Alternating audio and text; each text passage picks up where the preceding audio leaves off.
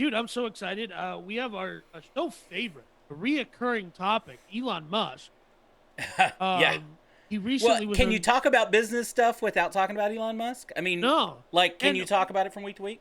so here's the thing about Elon Musk for me is like I love Elon Musk, but I don't like Tesla owners the same way I don't like Macs, right? Yeah. Mac owners, people who own Apple products in general, or people who are champions of Apple products, people who are the appliance users of iPhones are not the same thing as champion fanboys.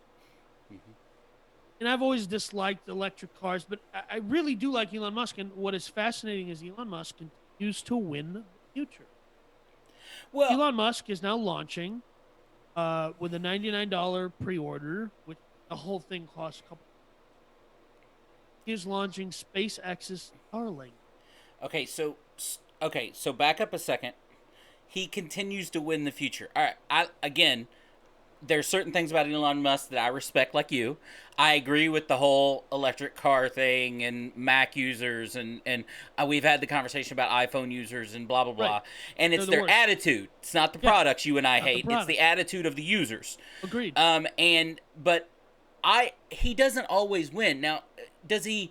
He has the uncanny ability. And oh, by the way, this goes back to where his company started. Everybody has told him he couldn't since a long time ago, and Of course. And he just keeps doing. he keeps just it's almost this will to make something exist. Because look, and they're not all brilliant, right? Like, he No. still hasn't finished his tunnel of under Las Vegas. He Yeah, still here's a hasn't. yeah, Go but ahead. here's the point is what you said there is it is almost like that movie that came out when everyone was graduating high school. I was graduating and signing up for a multi-level marketing, The Secret. This guy literally Right. just says, "So what we're gonna do is," and then you go, "Right, But you know okay," what, at this and point he then says and then something, you have to listen. and then a couple years later, I say I hate Tesla owners, and I'm driving a Tesla truck. I'm driving a Mm-hmm. Cybertruck, right? Right. And so basically, what Starlink is he figured out how to create satellite internet, low latency, high speed internet linked to satellites. It's really satellite internet. Nothing new, but the interesting thing about satellite internet is the way he is proposing that Starlink will function. That it has the uncanny ability to upend and disrupt the existing system of ISPs, which is the worst. So, well, again, let's back up a little bit. So, Starlink, right now, released this week, you can go to, I think it's starlink.com, or if not, you can Google Starlink and you get to it. And Right. you can sign up like everything else Elon Musk does, from cars to solar roofs or whatever. You can sign up for $99 to guarantee your spot in line when it comes to your area. And it even lets you put your address in there, and it'll tell you the estimated, not that that's ever been a big thing for him to, you know what I mean, use, Ever hit but correctly. estimated time. But right now you're talking about, it's a $500 kit Right. plus a $50 shipping fee, Right. plus I think the $99 a month, right? So Right. so you have to purchase essentially what is his receiver, right? And if you really get down into the nerdiness of it, I already get twice the speed that the initially is going to come with that. Now, I say that it says anywhere from 100, 150 to 200 megabytes per download. Right. Here's the thing though, that will continue to get better, right? Yeah. What his investment is in the two things, I think. Trend of cable companies, internet providing is their cash cow, right? Everybody's been cutting the cord for a decade now, right? Going to all the different apps, free TV services, and all that kind of stuff. I actually had a buddy of mine that made a decent living for like 3 or 4 years there in the mid 2000 teens, right? Where all he did, people paid him $300 or $400 a pop to come out to their house and show them. Basically, he was using TiVo, right? And showing them how to set up an antenna and how to pause and record live TV that they were getting anyway, right? And it Right. was great kind of middle ground, and people were loving it because that was less than they were paying cable for everything all in 1 month, right? Yeah. But so it's to take advantage of a dying industry, and then two, he's using old technology to do it. He's just putting his own satellites up in. I think they just put 60 up this week, right? Right. And he's been talking about bringing internet service worldwide to these areas that don't have it, and this And funds that. so, and here's the thing: is this is part of SpaceX, which in Mm-hmm. our, I think our one of our first or second episodes, I think it was, yeah, it was one or two. I talked about how I believed that the monoliths that had been popping up all over the state, the world, Mm-hmm. were part of a campaign to advertise SpaceX. And I continue to believe that is the case, but with no evidence. No evidence to say that, but yeah, That's what's new. what? Idiots versus idiots. That's If right. you came here for evidence, you're an idiot. The show's for you. But what I think is brilliant is like he's going to and listen, Elon Musk has this again uncanny ability to create a gold rush in an industry. Mm-hmm. Because all he does is, and like I've made it's a joke, it's a meme, but he just like drives out to Joshua Tree, California, drops some acid in the back of a stream trailer, and then goes, "We're going to put satellites in the sky and create high speed internet. We're going to bore tunnels under Los Angeles, traffic, Mm-hmm. whatever." Which Dos Equis did everything he was trying to do with the tunnel in by just spreading Dos Equis. So what I think is really cool though is the disruptive factor, because we saw the same thing like you were talking about cord cutting. We saw the exact same kind of disruption happen where you all ended up having like I have 5 different streaming services.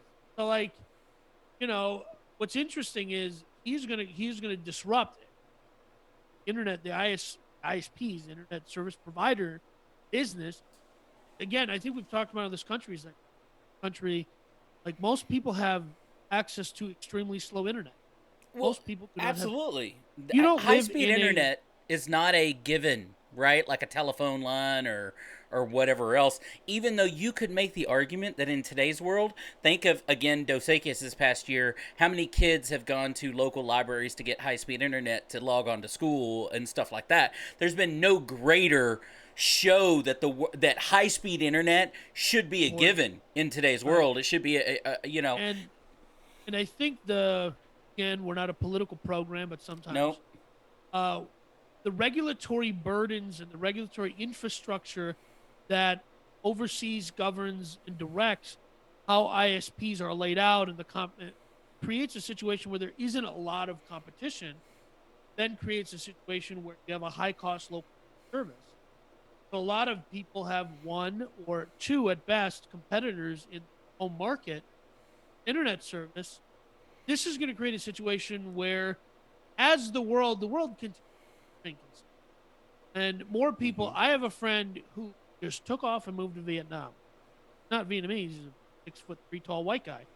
Why did he do that? He can just work from Vietnam, and his cost of living goes to dang near zero. And he manages a Mm-hmm. overseas, works for an American company managing an overseas team. Now he's in their time zone, so it ended up being a benefit to everybody because workflow just sped up because we're not on a time delay.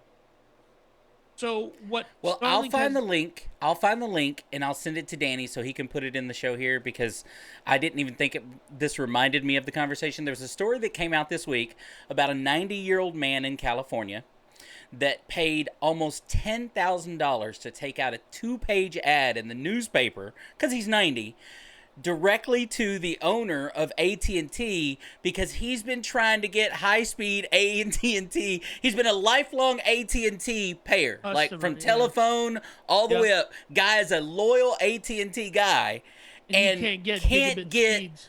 the speeds that he needs or wants in the neighborhood that he lives in and owns a house in. So he paid $10,000 to the newspaper to try and get the message to the And big listen, dogs. if you're, I think what we're seeing and the Dos Equis has created the situation where people are like, I don't have to be in one, No. right?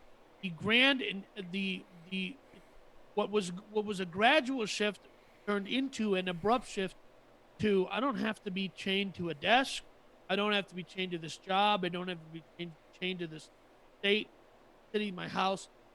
And what Starlink has the potential to do, what other companies don't have the potential to do because they aren't Elon Musk, right? And this is Sure. something we talk about on this podcast a lot. It's not about good ideas and it's not about the first mover advantage. It's about your execution. And Elon Musk just knows how to execute better than other people. If he can provide you, let's just say this, because one of the first things I said was, well, I'm getting twice as fast the current internet than he's providing. However, here's the thing, here's the caveat. If I can pay Starlink, this, let's just say it was the same, right, as what I'm paying now. If I can pay Starlink for half the speed, but I can then go anywhere in the world and get that same speed, because I can only get with the speed I'm getting, I can only get within my house, the range of my house. If I can then turn around and, like you said, we now live in the world, and guess what? We've really lived in this world for the last 4 or 5 years. Sure. Dosek has kind of pushed us more into acceptance. It was a gradual shift that turned into an abrupt shift. Yes. It was already happening. We were already sliding down this mountain. Right? We were already sliding down this slippery slope. But all that happened is we just threw a jetpack on. And so all I'm thinking of is I'm thinking of my friends who are American friends who live and work overseas for fun. And I'm thinking of myself, who I have aspirations to not. I mean, I'm interested in, like, hey, what does it look like if I wanted to go live in South America for 6 months? Well, people like Elon Musk, and he doesn't get enough credit for this. Never. And Danny's not going to necessarily agree with me on this, but I think certain people, whether you know it or not, whether they always admit it or not, think bigger than just the aspirations of their company. They think about how this affects the world, the people that help them, whatever. And I think whether Elon Musk knows about it or not, I think he does, based on some of the interviews that he's had or whatever, he knows that if you can provide internet access to the world, that it changes the world a little bit. And even from a standpoint of people that use it, okay, people that are business. Imagine this, Danny. I no longer, if I own a company, which you know I do, but if I own a company in Austin, Texas, my employee for the traditional last 30 years, my employee pool that I can hire from is geographic. With this technology, once it catches on and everybody has some form of it, my pool then ends up from anywhere, almost anywhere around the United States, around the world. And listen, that is actually, I was listening to a different podcast about cars. The guy was talking about, he's like, well, we thought about getting an office. So these guys realized, like, hey, we hired in the middle of Dos Equis. We don't have no one is in the same place. So if we got an office, there might be 2 people in it, not 10 people that were hired. And I think that what makes me optimistic about it is I'm a guy who wants to go buy a ranch and live in the woods. Mm-hmm. Right? But I also want luxuries in the woods. See, absolutely. I want to be away from people, but near the luxury. I want to be in the luxury. And one of those luxuries is the internet. And, that guy that said, he spent a bunch of money kind of taking out an ad in the newspaper. He could have just as easily probably called up an AT&T rep and said, what is it going to cost to put the line in? 20 grand in some permits? Well, but that was part of the story is he's done that. Because here's the thing about, here's a secret about existing cable providers and ISPs that they don't like to talk about, is it is less expensive for them to lay in new technology in new neighborhoods than it is to go in and dig up your stuff, right? It's very expensive for them to redo your neighborhood with a better service without laying in the newer technology that, in this guy's case, he's 90 years old. God knows how long he's lived in whatever neighborhood he lives in and how old that is. And it's not like it's wonderful, level, and flat either. It's probably in the hills and everything else. There's a movie about this, and Jesse Eisenberg's was in it, and so was I forget her name. Salma Hayek was in this film. I can't remember what it's called, but it was basically like they were trying to lay a fiber optic connection from some trading center. Because so the premise of the film was if I get this a half second quicker than the other traders, I'll make extra Oh, millions of yes, yes, dollars. yes, yes, yes, yes. And Um, see, and that's the wonderful thing about movies like that in the old days. They used to have these hacker movies and stuff like that. Old Yeah. days. This came out like 2 years ago. No, well, but again, these are all thought processes that doesn't necessarily work out in reality, but they make great stories if you don't know a lot about how things They make great work. movies. Yeah. You know what I mean? But look, I'm all for it. I think it would be good for people, especially in rural areas that don't have access. I would like to. I hope that in this particular one, he doesn't hit snags like he has in other business ventures. That you know what I mean? That don't work out. It seems like Right. this is one of those things that because he's not using state of the art technology, he's not doing anything necessarily new. He's creating a network right His in the the sky. th- what his disruption is his execution of this product. And Right. so, with that, I do think, hey, this is a great time to bring something up. What's You that? and I are both sipping from Oh, you mean this? luxurious can, Oh, it's mountain fresh, sparkling water. My friends, one of our sponsors today, and perhaps our favorite sponsor, I think it's fair to say, is Liquid Death. it is. I'm sure you didn't know this, but over here at Idiots versus Idiots, we are death peddlers. That's right. We peddle the death of plastic pollution. Not only does Liquid Death murder your thirst, 10% of every can sold goes to end plastic pollution. And frankly, it is a superior water delivery system. Use code IDIOTS10 on liquiddeath.com. Get 10% off order today. Mm-hmm.